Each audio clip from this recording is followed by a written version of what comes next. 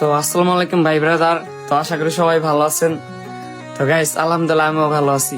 তো গাইস হইতাছে হলো কি, আমার যে ফেসবুক অ্যাকাউন্টটা ছিল মানে 1,56,000, আর একটা ছিল 50 মেবি 55,000, ঠিক আছে, এটা আমার খেয়াল নাই।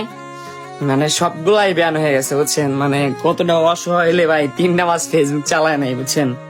যারা আমার ক্রেজি ফ্যান আছো, বড় ভাইরা আছো, বড় বোনরা আছো, তো এটা কোনো প্রমোশন ভিডিও না গাইস, এটা আমার নিজের জন্য, ঠিক আছে। এই অ্যাকাউন্টে আমি সবসময় অ্যাক্টিভ থাকবো, আর ভিডিও দেখলে তো বুঝবা এটা প্রমোশন না না কি।